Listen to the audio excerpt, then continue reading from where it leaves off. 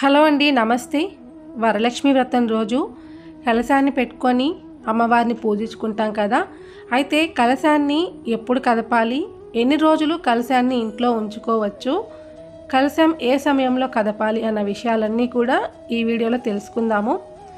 వరలక్ష్మి వ్రతం రోజున కలశాన్ని పెట్టుకొని అమ్మవారిని ఆహ్వానించి వరలక్ష్మి వ్రతం అయితే చేసుకుంటాము. వరలక్ష్మి వ్రతం రోజున కలశంలోనికి లక్ష్మీదేవిని, విష్ణుమూర్తిని ఆహ్వానించి కలశ స్థాపన చేసి వరలక్ష్మి వ్రతం అయితే చేసుకుంటాము. ఎక్కడైతే విష్ణుమూర్తి, లక్ష్మీదేవి కొలువై ఉంటారో ముక్కోటి దేవతలు కూడా అక్కడే ఉంటారు. కలశంలో ముక్కోటి దేవతలు కూడా కొలువై ఉంటారు. మనం వరలక్ష్మి వ్రతం చేసేటప్పుడు కలశాన్ని పెట్టుకొని వరలక్ష్మి వ్రతం అంతా కూడా చేసుకుంటాం కదా. శుక్రవారం పూజ అయిపోయిన తర్వాత కూడా కలశాన్ని అయితే కదపకూడదు. శనివారం రోజు ఉదయం దీపారాధన చేసుకొని పూజ అంతా అయిపోయిన తర్వాత దీపాలు కొండెక్కిన తర్వాత మాత్రమే కలశాన్ని కదపాలి. ముందుగా పసుపుతో చేసిన గణపతిని కదిపాక కలశాన్ని కదపాలి. కలశం కదిపేటప్పుడు చదవవలసిన స్తోత్రం కూడా ఒకటి ఉంటుంది. అది చదువుతూ కలశాన్ని ముందుకు జరపాలి.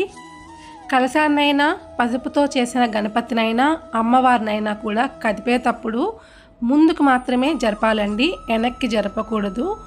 ఈ విధంగా కలశం జరిపేటప్పుడు మంత్రాన్ని చదువుతూ కలశాన్ని ఒకసారి ముందుకు కదిపిన తర్వాత ఇంకా తీసుకోవచ్చు. తర్వాత కలశంలోని నీటిని ఇల్లంతా కూడా ఒకసారి చల్లుకొని మిగిలిన నీటిని తులసి చెట్టులో పోయవచ్చు. మంగళసూత్రాన్ని ఏమైనా పచ్చని చెట్టుకి కట్టాలి, లేకపోతే పారే నీటిలో అయినా కూడా వేయవచ్చు. మంచి శుద్ధ జలం నదులు ఉంటాయి కదా, వాటిలో మాత్రమే వేయాలి. బియ్యంతో ఏమైనా తయారు చేసుకొని ప్రసాదంగా మనం తీసుకోవచ్చు. తర్వాత కలశం మీద పెట్టిన బ్లౌజ్ పీస్ని వరలక్ష్మి వ్రతం ఎవరైతే చేస్తారో వారు కుట్టించుకొని కూడా యూస్ చేసుకోవచ్చు. కలశం పైన పెట్టిన టెంకాయని ఇంట్లో ఉన్న వారందరూ కూడా ప్రసాదంగా తీసుకోవచ్చు, లేకపోయినా ఏమైనా వంటకాల్లో అయినా కూడా వాడుకోవచ్చు.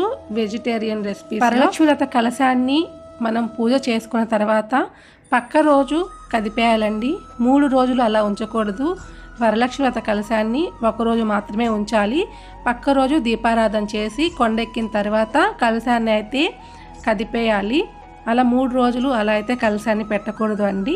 శుక్రవారం పూజ చేసుకుంటే శనివారం దీపారాధన చేసిన తర్వాత దీపాలన్నీ కొండెక్కాక కలశాన్ని కదపాలి. కలశం కదిపే సమయంలో రాహుకాలం, యమగండాలు లేకుండా చూసుకొని కదపవచ్చు. అలాగే దీపాలు పెట్టక ముందరే కలశాన్ని కదిపేయాలండి. లక్ష్మీదేవికి ఉద్వాసన చెప్పేటప్పుడు చీకటి పడక ముందరే ఉద్వాసన చెప్పేయాలండి. వీలైనంత వరకు మధ్యాహ్నం 2 నుంచి 3 లోపల కలశాన్ని కదిపే విధంగా చూసుకోండి. ఈ విధంగా చిన్న చిన్న నియమాలు పాటిస్తూ అమ్మవారి కలశాన్ని అయితే కదపాలి. డౌట్స్ ఉంటే కామెంట్ సెక్షన్లో తెలియచేయండి. మళ్ళీ ఇంకో వీడియోలో కలుద్దాం. Thank you for watching.